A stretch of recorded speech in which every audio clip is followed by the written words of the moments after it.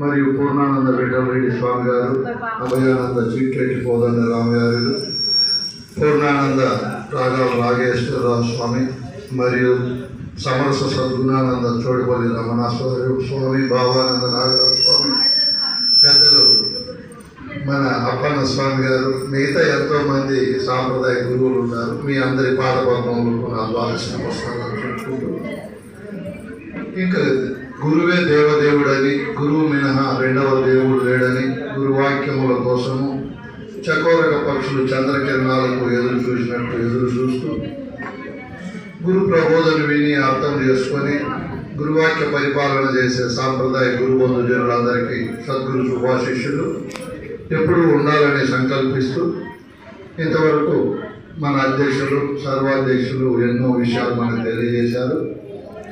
మనల్ని మైమరిపిస్తూ మనకు బాగా ఎరుకకుండే మరుపును పోగొడుతూ మరీ తిరిగి ఎరుక చేసిన వారికి కృతజ్ఞతాపూర్వక నమస్కారాలు చెప్పుకుంటూ,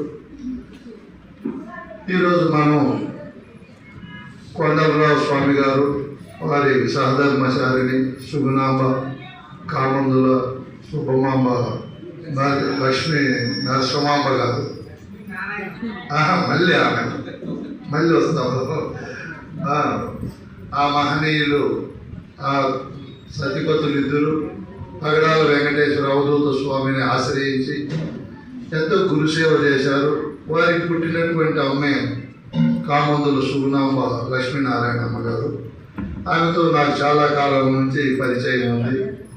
మేము క్లాసులు పెట్టినప్పుడు మా ఊరికి వచ్చి కందార్థాలన్నీ గానం చేసి, రామరామ శతకం కూడా గానం చేసింది. ఆమె కంఠం విని నేను ఆ రోజుల్లో ఆశ్చర్యపడి ఎంతో అద్భుతంగా ఆమె గానం చేసింటే విని మైమరిచిపోయేవాళ్ళం.